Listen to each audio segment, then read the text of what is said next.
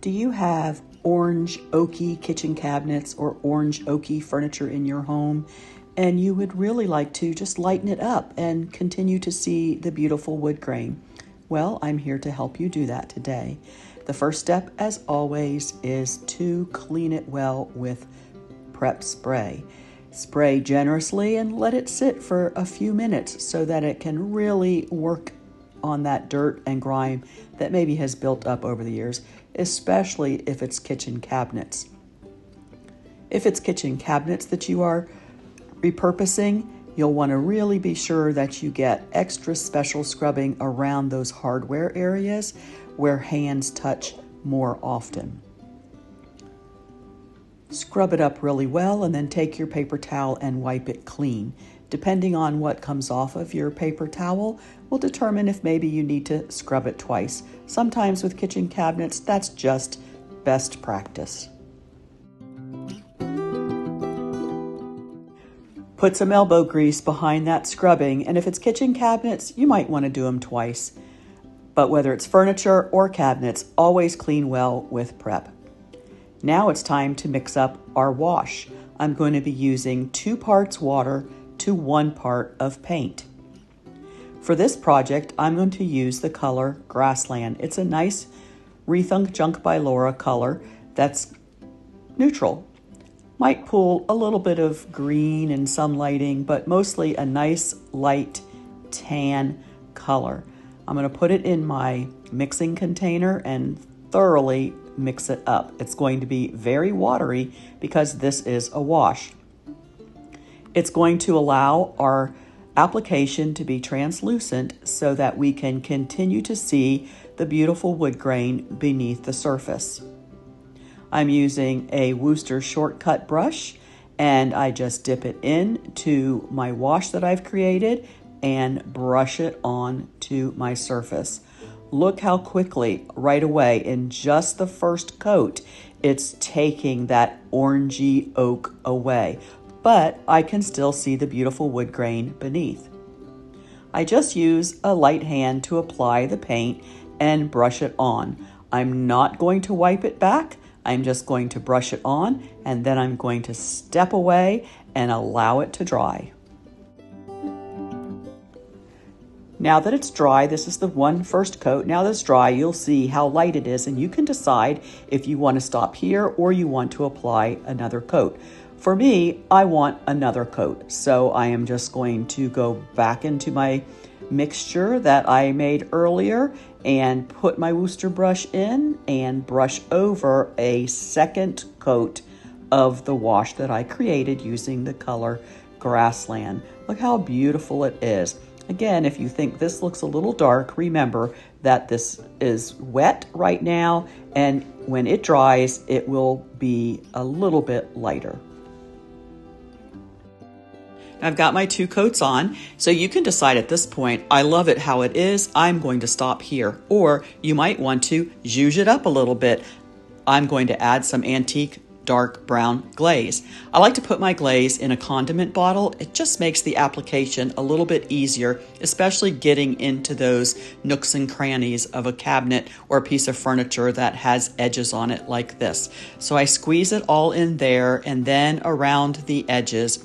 And then I'm going to take a clean, dry chip brush and spread the glaze onto my cabinet door. I'm going to cover the whole surface with the glaze. I have found as I use glaze, there's a couple of ways to wipe it back, and I am going to wipe this glaze back. Sometimes people like to use a damp cloth to wipe it back, but I have found that sometimes that can be a little bit difficult, and I take off more glaze than I want, or it makes it a little more difficult for me to get the glaze just how I want it. So an easier way for me is I just use my fine mist spray bottle and put a fine mist of water over my entire glazed surface. Then I take a dry paper towel and I start to wipe it back.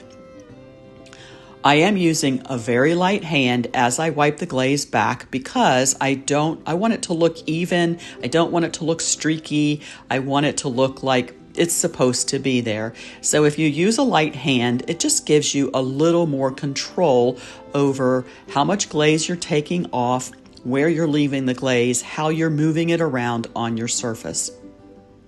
If at any time the glaze seems to be hanging up or drying a little too fast and it's not movable, just give it another little spritz from your fine mist spray bottle.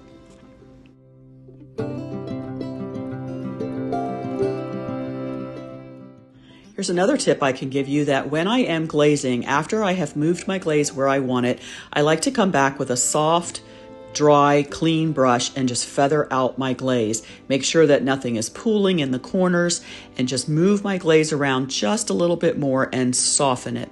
And look how beautiful this dark glaze is on this washed cabinet door. Now I've painted a second door. This one has 2 coats of wash on it as well in the color Grassland. I'm going to tint this one using a different color. Rethunk Junk by Laura has a product called Tintable Glaze. It's really wonderful. When the 3 glaze colors we have don't suit you, you can create your own. So I'm going to use the color Hazelnut, and I'm just pouring a little bit into a cup. And then I'm just putting a splash of the color Hazelnut into the cup. Here's the key when using tintable glaze. You don't want to overdo it on the paint. You just want to tint it.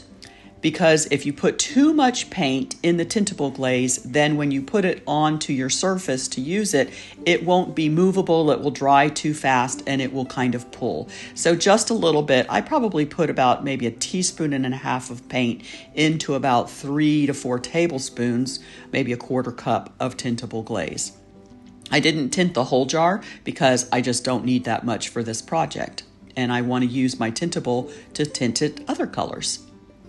I'm taking my chip brush and I'm brushing, this is the color Hazelnut, over my washed cabinet door, and then I'm just going to remove it the same way I did with the antique brown. I'm going to spritz my entire surface that I'm working with my fine mist spray bottle. I like this. If you struggle with glaze, try this method of just spritzing the surface with the water and then wiping it back. I am using a very light hand. I am not applying a lot of pressure to the surface as I move this glaze around and get it just where I want it. The glaze gives you much more work time than the paint does, so you can just play with it and move it about. After you move the glaze around, if you want to add more, just dip your chip brush in and just put a little more here and a little more there until you are satisfied. What I like about adding the glaze to the wash is that it's going to fall into the grain of the wood, and it's just going to make that wood grain pop just a little bit more.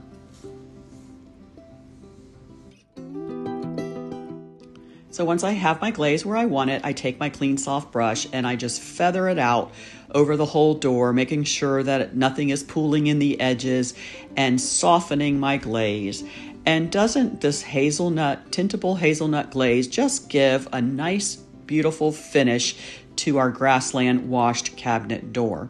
So there you have it. See how easy it is to apply a wash to just tone down that orange oak while still enjoying the beauty of the wood and the grain beneath. So many options with so many colors from Rethunk Junk by Laura Paints and Products.